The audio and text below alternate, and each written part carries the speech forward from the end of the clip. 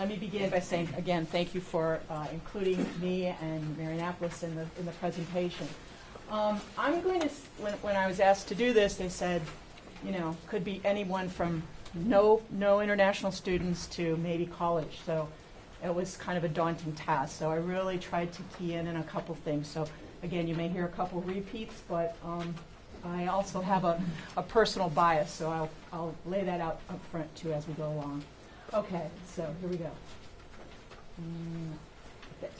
Okay, I think probably most of this is covered already, but I guess I want to add a couple of things. I can't stress enough knowing what kind of student you want. And that's not the same as, gosh, we interviewed 10 great kids. They're so bubbly, they're so outgoing. Okay? That is a great important factor, but it doesn't translate into the academics really well. And so understanding, you know, do you want to have a beginner level? Do you want to just go with intermediate advanced if you're going to have a program?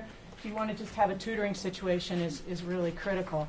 And one point that I haven't heard yet that I want to pass along with this slide is the one about college. You know, we have some kids that come, for example, from Mexico.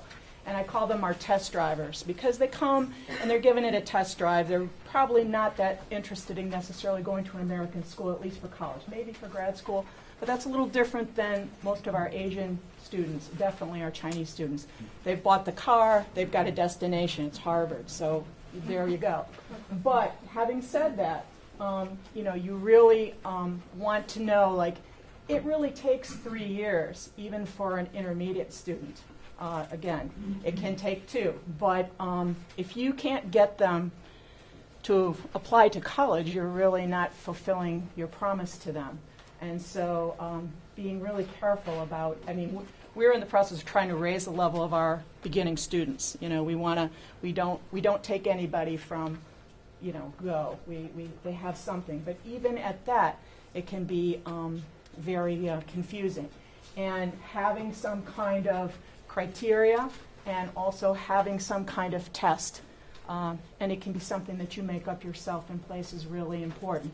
Even though, like, our admissions does a great job and they really help us out, there are those kids that, you know, maybe somebody did something for them and they show up. So we always do some kind of testing when they come. This is probably one of my best slides. I think this is probably, hopefully will address some issues that we haven't talked about, and it reflects a bias. I think that whatever you choose to offer, and of course I'm a proponent of some kind of program, and it's coming from my bias as a language teacher. I think if you whatever you choose to do, it needs to have these 3 parts, and people have been saying this in different ways, but basically if you're just doing language learning with them, they're not going to succeed in your system. If you're just doing skill work, they're not going to succeed. And if you're just doing, you know, the AP vocabulary for biology, they're not going to succeed. So you really, when these are in balance, I think things work pretty well. And when they're, you know, again, it depends on your student and the level, but I think that's a good general rule. So let me be more specific about each one. Again, many people feel, let's just put them in the classroom. Let the English teacher handle this. There's a number of issues with that, not the least of which is faculty morale. So I think that the English teacher is your partner, but I think you really need to consider the investment or even the sharing of a language teacher. In fact, if you go to your language professionals, they are trained to do comparative linguistics. They can boil it down for you. That's part of their training. And again, you're going to be able to accomplish what you say you're going to accomplish. These kids, no matter how good they are, and it's interesting to hear some of the comments because in the last 20 years that I've been doing this, I've seen kids got much better at speaking. They're coming much better. I mean, the internet is changing things quite a bit, and it's a fooler because they're in a college prep program and they still have to write. And so that's where the rubber meets the road. So some guided contextualized practice is just, to me, morally the right thing to do. Slang, that's a huge issue. You usually don't have to teach the swears, that's true, but you know, if you just sit back for a minute and listen to how much slang we use, I mean, at a previous school, I had to go up to the headmaster and say, you know what, you need to think about how you talk about some of this stuff, because these kids are getting nothing, okay, these big announcements where you're saying do this and do that. So it's really, really important. Skills, huge role change for these kids. I call it they're the bird in the nest. You know, you grind up the food and you put it in. In our system, it's the active student. I mean, I know you all know what I'm saying here. But again, you have to prepare these kids for that. They need the language to interrupt in a discussion. They don't know the Harkness method. I had the opportunity to teach medical students in Taipei, and these are very intelligent, you know, people who've been through systems in many countries, and they just couldn't do that. They haven't had experience doing that. So again, teaching those things is very important. And the teacher role. I did a survey of my students from the last 9 years, and one of the things that came up a lot was this idea of, well, it took me a long time to ask the teacher for help, you know, making those things crystal clear. And again, having good advisors, all these things in place, that this is not a sign of weakness. You're not losing face. These are the words to do it with. We value that. We think that's good. If you don't know something and you ask, we think that's good, not bad. And then there's the age-appropriate skills. Another thing that came up on the survey, and I can't say it enough, is time management. You've got the picture of the family hovering. Now this kid's on his own, and he maybe had 8 or 11 courses a day. Now he's down to 5, and he's thinking, this is great, you know? But we all know that that's, again, a misconception, and they have to organize their time. Content, most of these things were mentioned, but there are a couple that I just want to highlight. Oh, I'm sorry. I'm sorry. Please go to content. What was the method you just spoke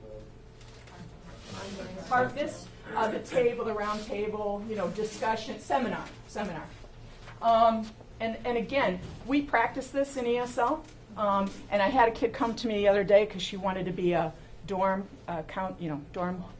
proctor, and she had her interview, and she said, "Oh, you know, it was so easy." You know, and I'm like, I never even thought about that in terms, I'm just thinking, okay, at least she'll be good in English, but, you know, these things spill over into other areas. And now she's on her way to being more connected to the school.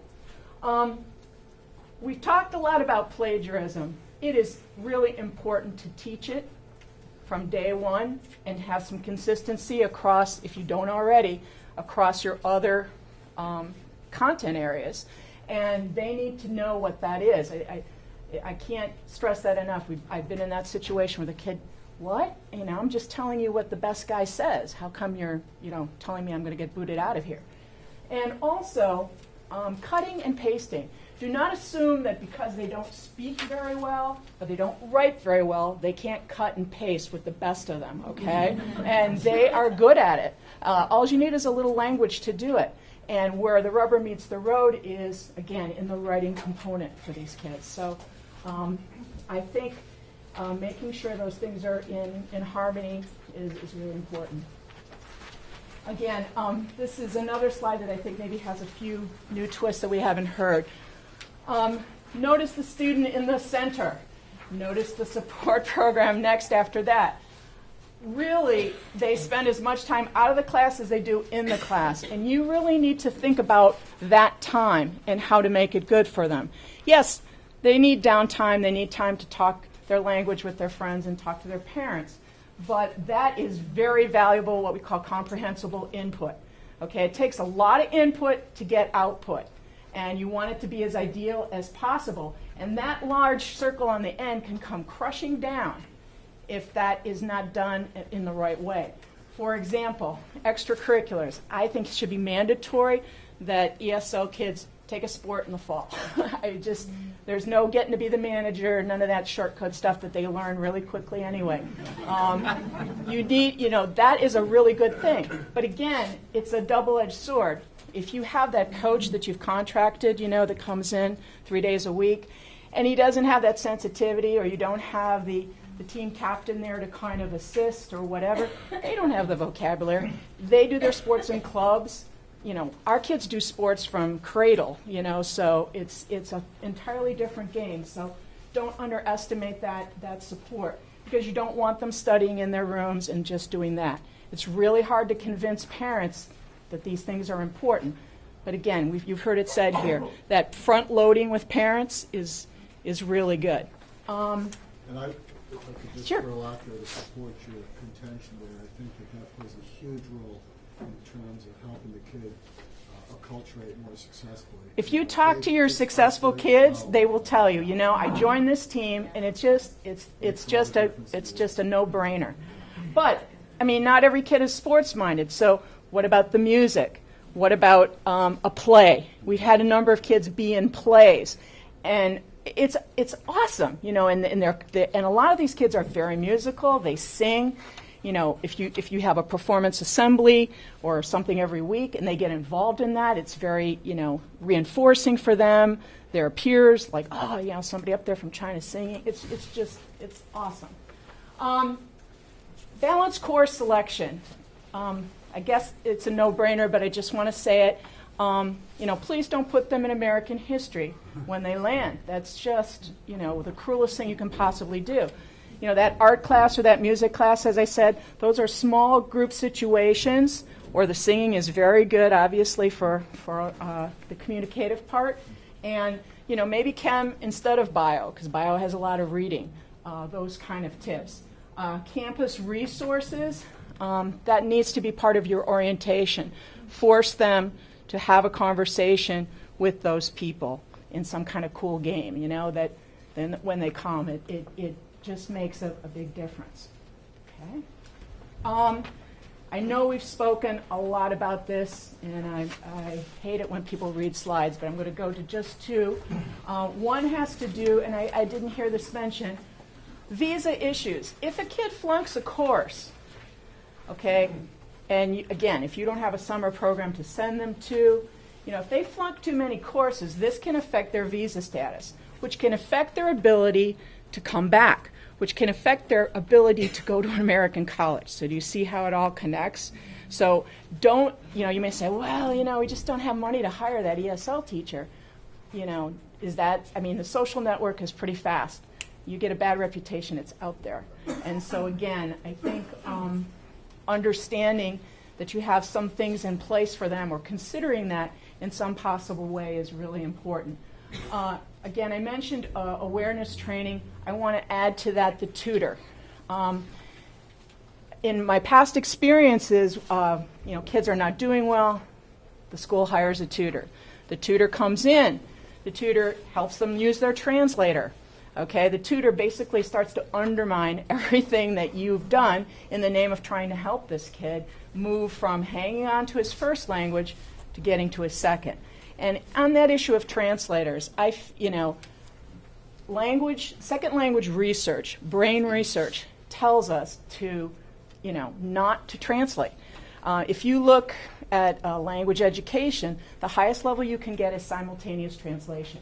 So why are we asking for that? Okay, you want to get them to develop, you know, use their instrument. We all have the same instrument. Yes, you all can learn a language at an, you know, advanced age. I'm taking Chinese in my Chinese class with the you know, freshmen, and it's like, oh God.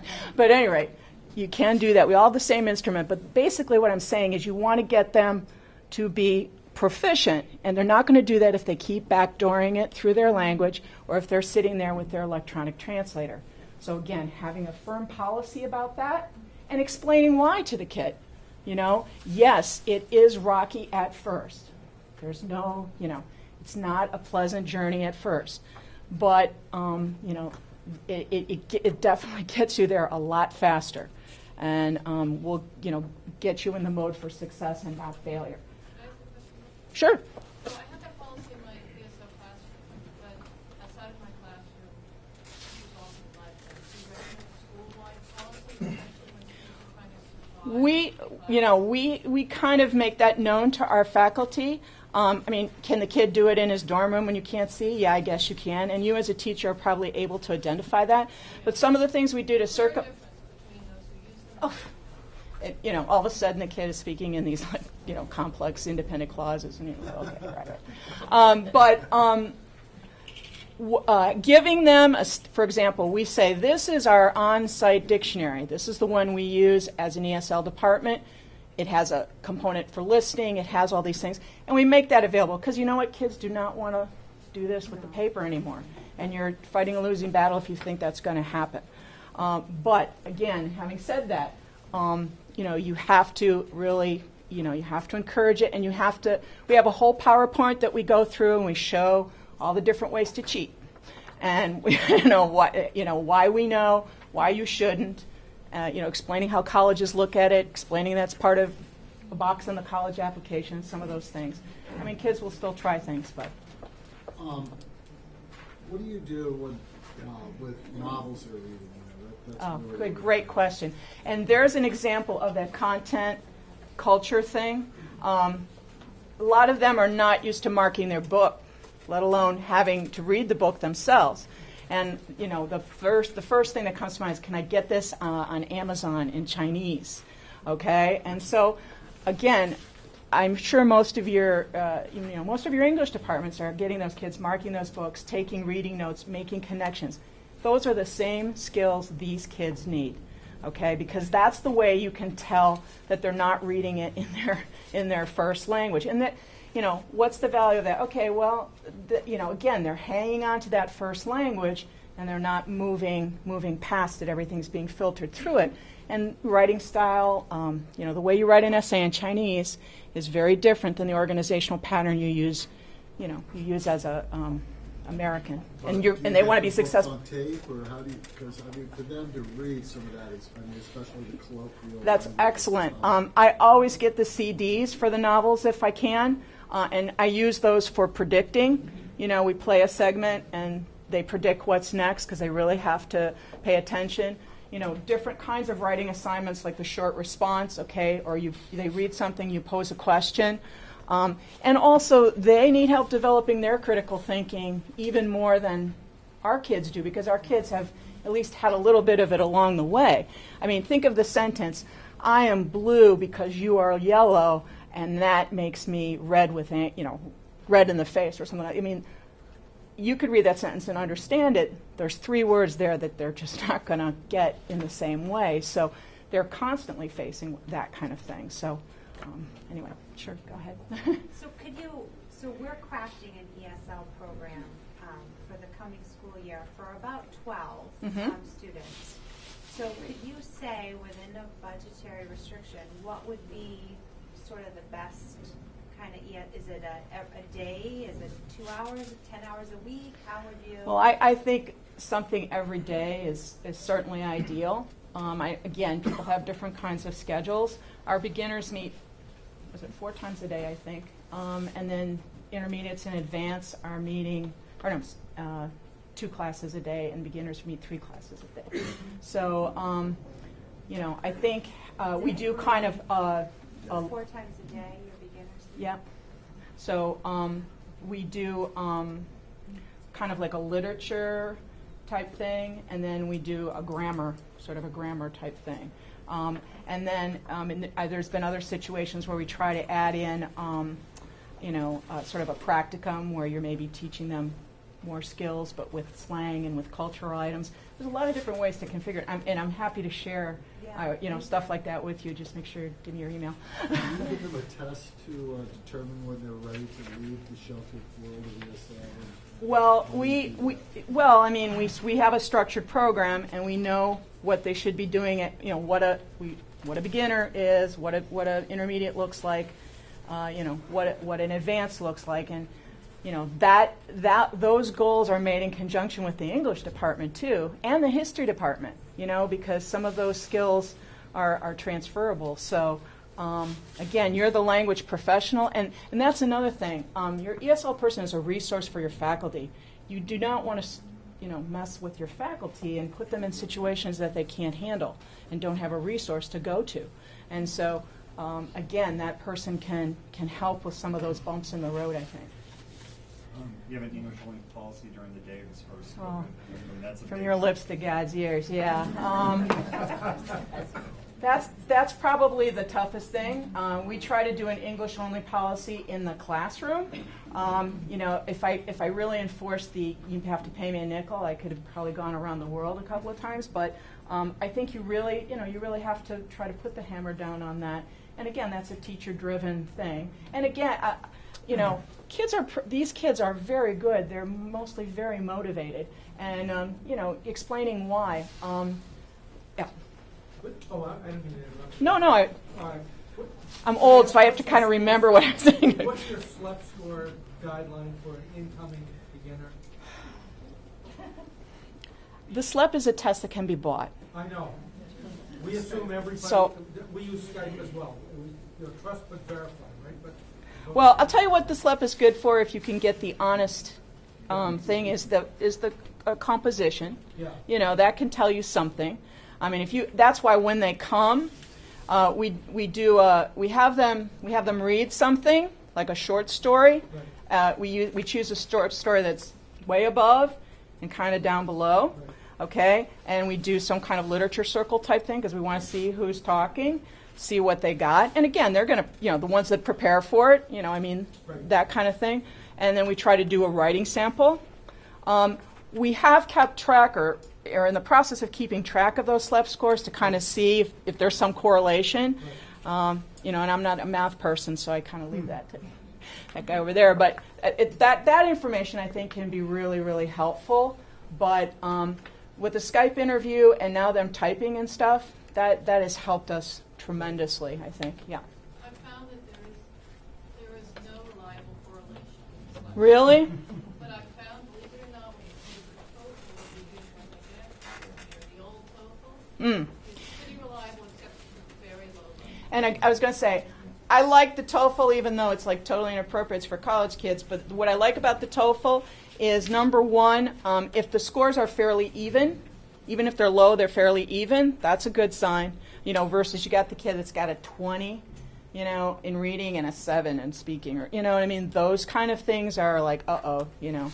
I mean, not just okay, you know. I mean, you could accept a kid like that, but you're accepting. You know, you have to know what you're getting and know what you want. Yeah. What do you think about incorporating a local preparation program in with your ESL program? I think that's, from an economic point of view, I think it's a huge sales thing. Realistically, it's very, you know, a lot of them need this time to acclimate. What we try to do is take some of those same skills. You know, you can look, there's a lot of great TOEFL books, and you can do it a couple ways. I mean, you can integrate maybe a chapter every couple weeks and then send them off. They're really good at taking a book and going off. But looking at the parallel skills and putting, and that's why I say go back to this, having that time to kind of practice, you know, all about saving face. They don't want to be practicing in their, you know, bio class. You know, they want to be doing well, and you know, they don't want to make a mistake in front of people. So having that opportunity, and you know, for example, public radio, it's a wonderful source. The StoryCorps, I love that StoryCorps. You know, it's just different accents, short. Kids can do a lot with that. It's fun. They like it. It's very culturally bound. It always includes some of those content words that they're not going to get unless they have the history or the Judeo-Christian, you know, Judeo-Christian concepts, a lot of things like that. So, anyway, yeah. Once they've left the world of ESL, what are your thoughts on modifying the curriculum or even requirements within the regular classroom? Well, I guess for me, I think it's better to prepare, you know, to spend that energy and prepare them, like, you know, in their own environment. Like, you can have we do a history component, you know, to try to get them revved up. You know, how to use a primary document, some of those basic skills that, again, our kids kind of already know. I just think it works better, and they're you know, you get more teacher buy-in, I think, as well. You know, a teacher's trying to keep 2 levels, and they're not exactly trained to do that because it is a language issue, and it's bound on either end by that content and skills. So, again, that's personal. You may have other people that totally disagree with that. So, anyway, all right. And worthwhile investment. Again, probably nothing that you haven't heard already, but again, I want to emphasize that these kids are coming to go to college, and when you accept them, you're saying, I'm going to try to prepare you for that, and a lot of things are, I guess, involved along the way. So I just want you to know that I'm happy to share. We're rewriting our curriculum. I'm happy to share any of those things with people. And I'll also be abroad this summer, so if anybody, has any needs in that regard too, you can let me know. But Jan and I have the questions. We'll make sure those are available to you. And we're actually creating some more. So just let us know. But anyway, that's it. Thank you.